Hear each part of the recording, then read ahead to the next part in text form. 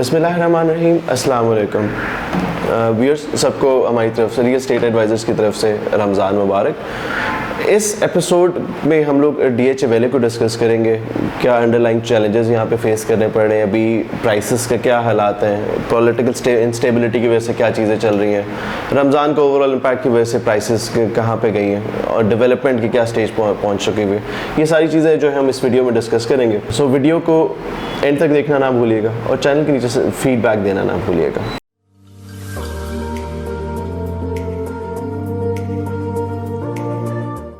DHA valley development आपकी बहुत तेज़ चल रही थी। अगर डेवलपमेंट के लिहाज से देखें, जैसे हमने पिछली कुछ टाइम से आपको रमज़ान के अंदर भी डेवलपमेंट वीडियोस बना के दिखा रहे हैं, जिसमें आपको आइडिया हो रहा होगा कि ब्रिज जो है, ब्रिज पे काफ़ी तेज़ी से काम चल रहा था। उसके अलावा आपके पास जो है रोज़ ब्लॉक में आपके पास बुलेवार्ड बन रही थी, साइड पे लेवलिंग हो रही थी। उसके अलावा आपके पास मैग्नोलिया में थोड़ी बहुत डेवलपमेंट चल रही थी। लिली का जो बुलेवार्ड है मेन, वो वहाँ पर डेवलपमेंट चल रही थी।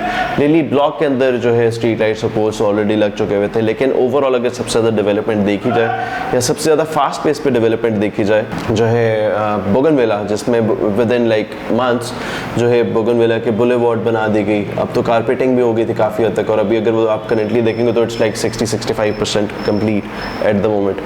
ब्लॉक जो है बोगनविला का, उस पर जो है बिल्कुल प्लेन कर दिया था काफ़ी हद तक, और बाकी जगह जहाँ पे आप 1-2 महीने पहले पहाड़ देखते थे बड़े बड़े, अब वो सारे पहाड़ ख़त्म हो चुके हैं और वहाँ पे जो है आपको प्लेन लैंड नज़र आ रही होगी। और आने वाले टाइम में with in like this month और नेक्स्ट मंथ वहाँ पे शायद वो पूरा प्लेन करके उसके बाद रोड्स की तरफ इंटरनली प्लान करना शुरू कर दे, क्योंकि मेन बुलेवार्ड आपकी बन जाएगी उस टाइम तक।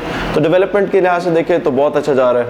र्यूमर्स के लिहाज से देखें तो र्यूमर्स थे, जिसमें हम लोग पहले भी बता रहे थे कि ऐसी कोई चीज़ नहीं है कि पहले जिस तरह से था कि मार्च में हो जाएगा, 23 मार्च को एक्सपेक्टेड है, ये है वो है। लेकिन ये सारे र्यूमर्स थे। जिस तरह इस मंथ के भी र्यूमर्स चल रहे हैं, ईद के बाद के भी र्यूमर्स चल रहे हैं कि बैलेट ईद के फ़ौरन बाद हो जाएगी, ईद के छठे दिन 5वें दिन जो है वो बैलेट हो जाएगी। लेकिन ऐसा कोई नहीं, ये सारे र्यूमर्स हैं।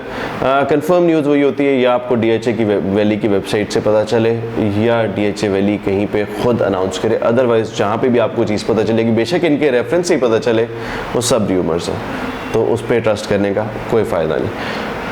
सेकेंडली अगर आप देखें ओवरऑल सिचुएशन के लिहाज से काफ़ी टाइम से एडवांटेज तो यहाँ पे रहा, लेकिन अगर आप पिछले 1-2 महीने या पिछले 1-2 वीक्स में देखें तो पॉलिटिकल इंस्टेबिलिटी, रमज़ान का एक अपना इम्पैक्ट था ही था, जहाँ पे आपके पास जो है सेलिंग थोड़ी कम हो जाती है। जब सेलिंग कम होती है तो परचेजिंग जो है फिर आपकी लो प्राइस पे होना शुरू हो जाती है।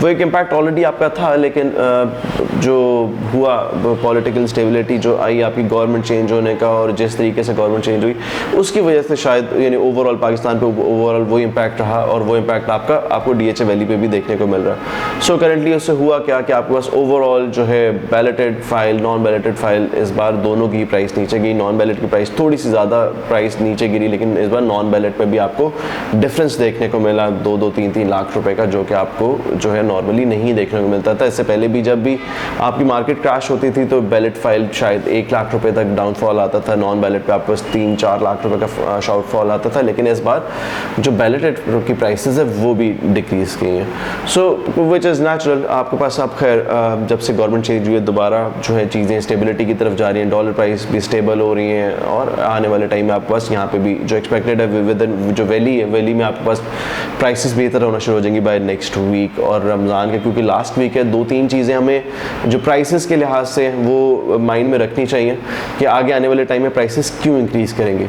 एक तो अगर आप देखें जो DHA के अंदर इन्वेस्टर्स या जो DHA के अंदर इन्वेस्टमेंट्स करते हैं, वो शायद DHA के अलावा कहीं और ज़्यादा पसंद नहीं करते इन्वेस्टमेंट्स करना। फॉर एग्जांपल आप बहुत लोगों ने इन्वेस्टमेंट की DHA कोयटा के बाद लोग चले गए DHA मुल्तान की तरफ। DHA कोयटा में 28-30 लाख रुपए वाला प्लॉट यानी के ऊपर तकरीबन 80-90 लाख रुपए ओनता गया, लेकिन वी बिलीव कि अब वो काफ़ी हद तक अपनी पीक पे जा चुका है। काफ़ी इन्वेस्टर्स अब ओवरऑल अगर आप देखें तो वो कोयटा और मुल्तान से थोड़ा सा बाहर निकल भी चुके हैं, तो क्योंकि शायद एज़ पर देम उतना जूस अब रहा नहीं है जितना वो निकाल चुके हैं। तो वो अपनी मैच्योरिटी की तरफ जा चुकी है, प्राइस अपनी स्टेबिलिटी की तरफ जा चुकी है। अब अगर आप ओवरऑल DHAs के लिहाज से देखें तो अभी तक सबसे ज़्यादा मार्जिन और रिटर्न जो है वो अब सिर्फ वैली में ही नज़र आता है, क्योंकि बाकी जगहों पे वो प्राइसेस पीक पे जा चुकी हैं। सेकेंड एस्पेक्ट ये है कि ड्यू टू कोविड जो है पिछले 2-2.5 साल से आपके पास जो है ओवरसीज़ से ट्रैवलिंग जो थी वो बंद थी, ओवरसीज़ से लोग ट्रैवल नहीं कर रहे थे।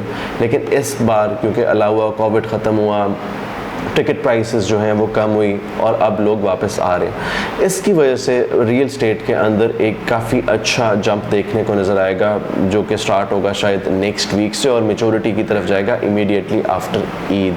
सो लोग इस टाइम पे शायद आके परचेजिंग अपनी करना शुरू करें, जिसकी वजह से भी आगे आने वाले टाइम में आपके पास वैली और बाकी जो रियल स्टेट की प्रोजेक्ट्स हैं उसमें प्राइसेस एक्सपेक्टेडली ज़्यादा हाई जाएंगे। अगर तो ये आपके पास कंप्लीट एक अपडेट आती है कि क्या चल रहा है वहाँ पे। हमने कोशिश की कि सारी चीज़ें बताएं। जहाँ पे नॉन बैलेट की डेवलपमेंट की बात है तो कोई डेवलपमेंट नहीं है नॉन बैलेट में, और वहाँ पे डेवलपमेंट शायद मुश्किल भी हो डेवलप करना, क्योंकि काफ़ी हद तक तो गांव बने हुए हैं। ऐसे नहीं है कि लिटिगेशन की लैंड है, खेत बने हुए, ऐसे नहीं है, लोग रह रहे हैं वहाँ पे। तो it would be very tough for even DHA कि उसको कैसे रिलीज़ करवाता है। Still will follow the direction of DHA valley officials, जिन्होंने कहा था कि DHA वैली के अंदर जिसने प्लॉट या कुछ भी लिया उसको DHA वैली के अंदर ही मिलेगा। So will go with them with their opinion और विद देयर डिसीजन कि यार ठीक है, विल ट्रस्ट देम, और हम इस पे रहेंगे कि यार वो अगर कह रहे हैं कि DHA वैली में किसी ने परचेज़ किया तो उसके अंदर ही मिलेगा, तो उसका मतलब है कि हमें उन पर ट्रस्ट करना चाहिए। लास्ट चीज़ अगर एडवाइस के तौर पे देखें तो शायद ये टाइम जो है सेलिंग के लिए जो है उतना प्रेफरेबल ना हो, क्योंकि लॉस होगा, क्योंकि 2-3 लाख रुपए आपको कहीं हर प्लॉट पे या इससे ज़्यादा अराउंड इतने वेरिएंस के लिहाज से आपको इतने ही कम मिलेंगे। लेकिन अगर ये टाइम देखा जाए आइडियल है परचेजिंग्स के लिहाज से कि आप इस टाइम पे परचेजिंग करें, open trade transferable file what ever is available in good price, purchase it, और आपके पास मार्जिन आ जाएगा कि आप इसको अगर आप 1-2 महीने भी होल्ड करके बेचते हैं तो you can still get like 2-3 lakh rupees on top, so which is a good margin. So prices के ये हालात हैं। एडवाइस के लिहाज से भी है कि अगर आपने परचेज़ करना है तो पहले ट्राई करें कि आप बेलेटेड लें। अब क्योंकि बेलेटेड की भी प्राइस कम हुई हुई है तो आप बेलेटेड में भी रिस्क ले सकते हैं, और उसके बाद अगर सेकंड ऑप्शन देखें तो शायद आपको 0 सरचार्ज की ओपन फाइल लेनी चाहिए, नथिंग एल्स देन दिस, क्योंकि रिस्क इसमें कम है, रिस्क लेने का फ़ायदा है नहीं। प्राइसेस नीचे गिरी है तो go and get the best file available in the market. So that's it for this episode. अगर आप चाहते हैं कोई आपकी क्यूरी है DHA वैली से रिलेटेड, या अगर आप सेल परचेज करना चाहते हैं, कोई ओपिनियन लेना चाहते हैं, तो नीचे दिए गए हुए नंबर पर हमसे रब्ता कर सकते हैं। अपना बहुत ख्याल रखिएगा, हमें दुआ में याद रखिएगा। ज़ुहैर मुस्तकीम, रियल स्टेट एडवाइज़र से। अल्लाह हाफ़िज़।